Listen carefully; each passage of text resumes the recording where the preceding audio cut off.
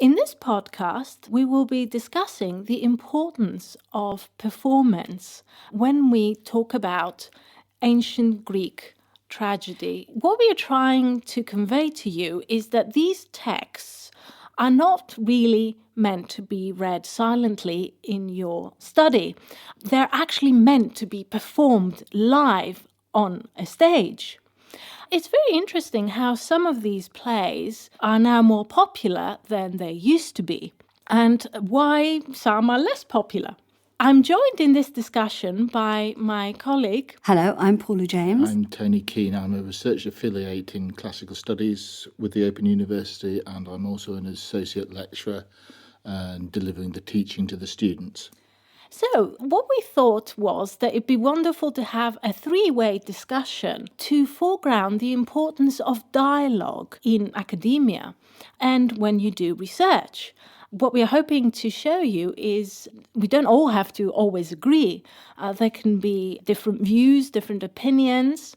And also when you talk about performance, which of course is an ephemeral experience, people remember different things from a production they have watched.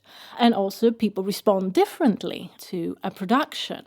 So what follows is really our reminiscences of the productions that we have seen that we thought might be useful to you.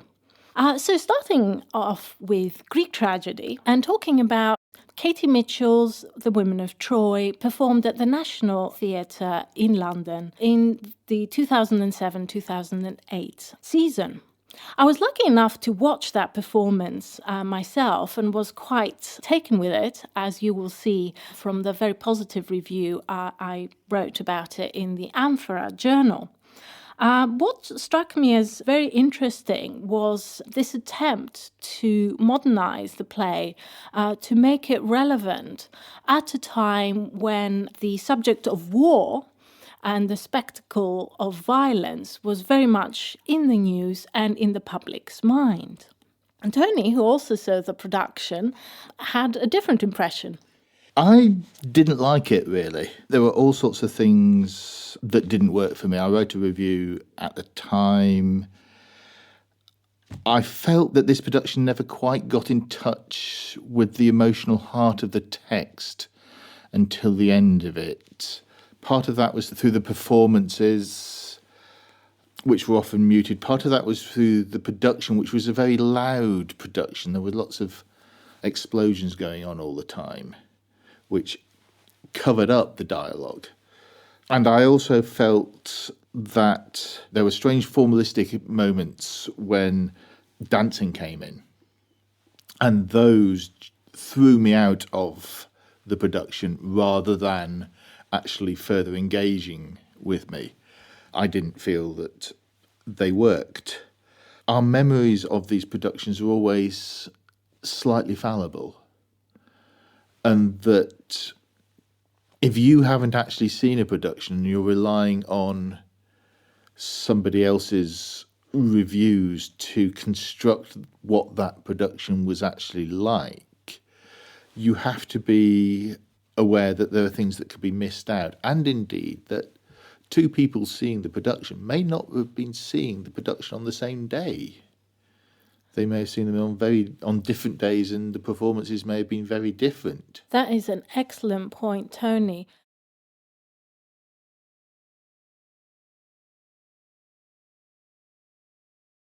But these are challenges that face all researchers who try to write about a production, whether they've seen it, they might have even misremembered it, or if they have not seen it, they might draw completely the wrong conclusions.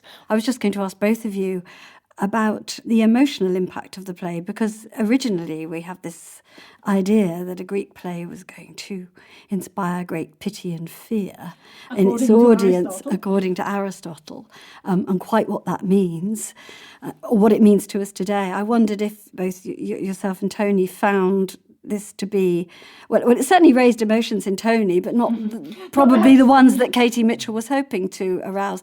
But it seems to me there's always this problem of perhaps trying to bring a contemporary resonance in to make people feel more. And it's a pretty fine judgment, and you can't always pull it off. I'm actually struck by what you're both saying about the way we react to productions, because sometimes we don't feel they're terribly successful overall. But there's nearly always something that makes you sit up and wonder, would this have been done in a similar way on the Greek stage? Or would this, perhaps a better way of putting it is, would this have evoked the same kind of response, emotional response? I can remember over 20 years ago now, going to the Corner House in Manchester to see a production of Sophocles' Oedipus. And one of the things they did in the play was have the audience standing as the Thebans. And I thought, oh, gimmicky. Stood around with the audience. As the play progressed, and it was quite a powerful production, but as you say, memory plays tricks upon you, but I think it was a pretty good production overall. But what was really effective was the fact that you were in the audience, you were standing, you felt tired and emotional. And I actually felt quite faint when Oedipus came on stage blinded towards the end of the play.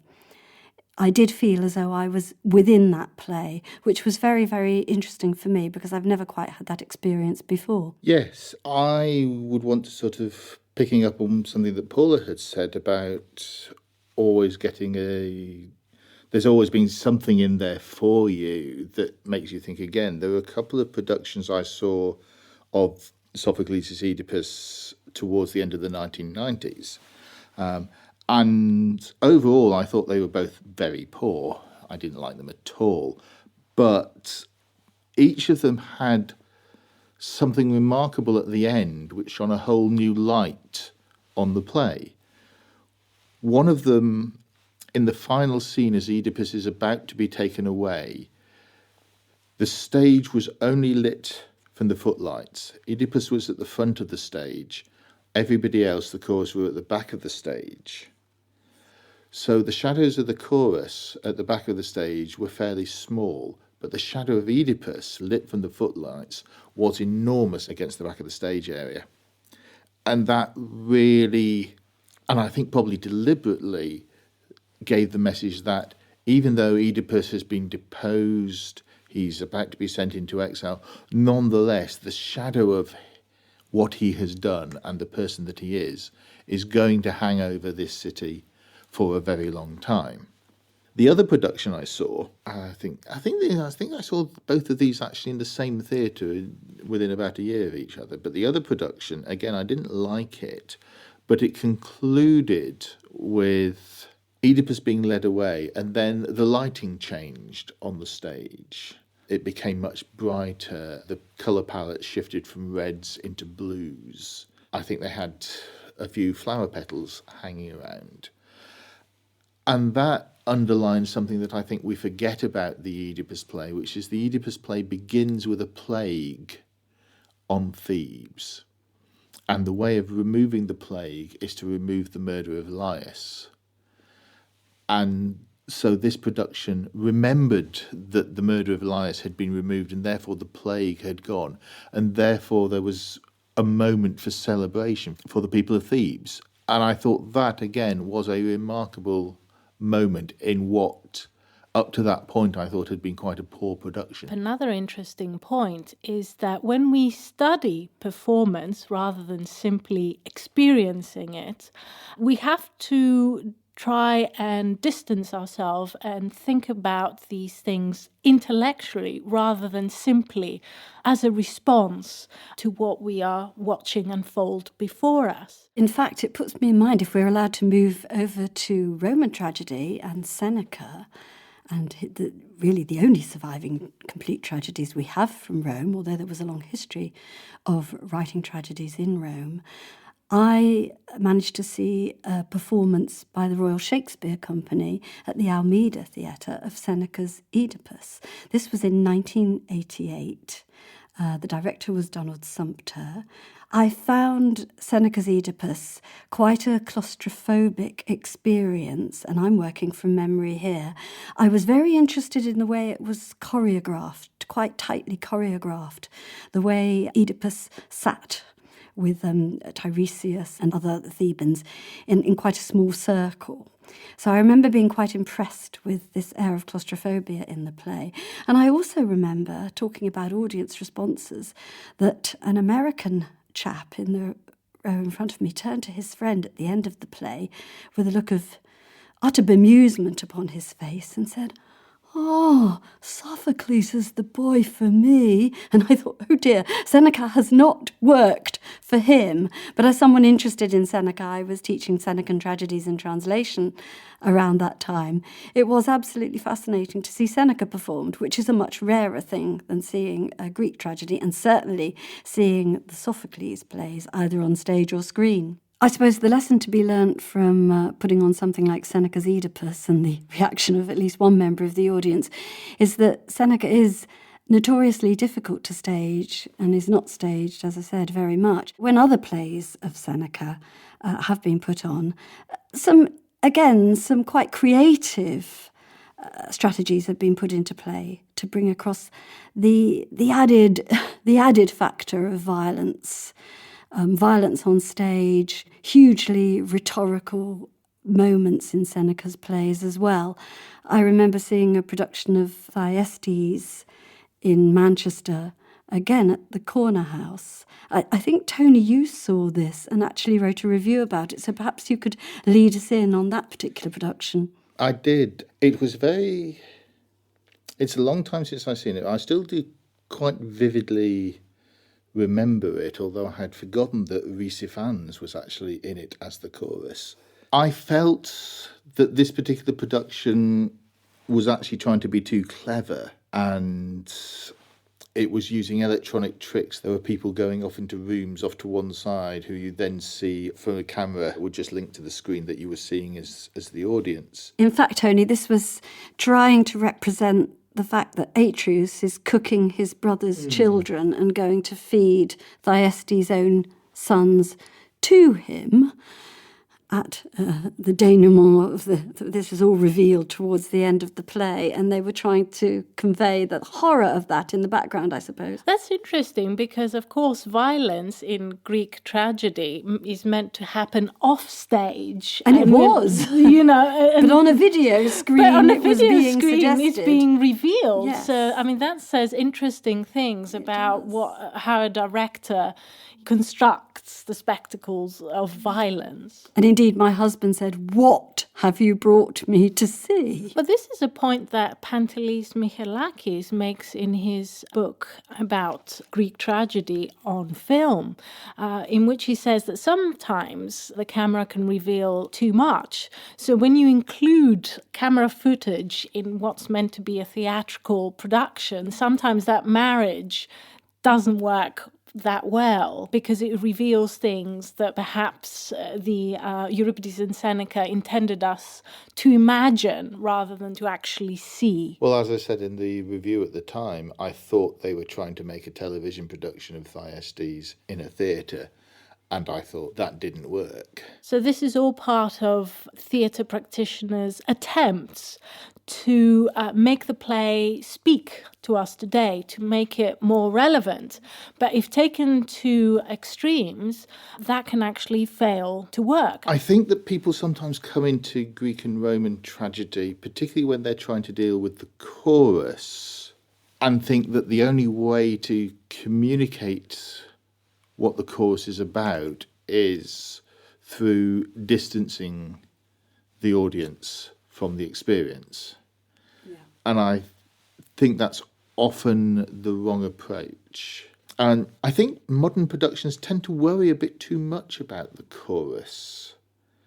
And all the productions that I've seen that I really liked, I didn't worry too much about the chorus because I was pulled in by really absolutely splendid performances in the lead roles. In 2000 and beginning of 2013, the University College London Classics Society put on Trojan Women, and that worked really, really well for me, and it worked really, really well primarily because they had an absolutely splendid actress in the role of Andromache, the best Andromache I've seen since Vanessa Redgrave's performance in the role in Michael Kakianis's movie back in 1971. That's actually, it's a very interesting point, because I would argue that there needs to be a balance in a production between the elements of it that distance the spectator and the ones that draw him in. Because, for example, Kakoyannis was accused of piling on the tragedy a bit too much and making it more tragic than, in fact, it is in Euripides, which is an interesting, I think, point to make, because it is a very powerful play that can play on the emotions. But unless you have some sort of distance that allows you to also think, even if you do so after you watch the performance or the film, then the experience, I would argue, is not complete. And I suppose we're back again to this issue of what are we trying to do, or what are we trying to do on stage or on screen, or the directors or the producers of films, what are they trying to do when they stage or screen a tragedy from the ancient world? Are they looking to try and mimic or imitate the circumstances of production? Do they need very different strategies to evoke that pity and fear? And sometimes these strategies are very experimental, and they work or they half work. Now, that brings us to the end of our discussion. Thank you very much, Paula and Tony, for coming in and talking about these wonderful productions.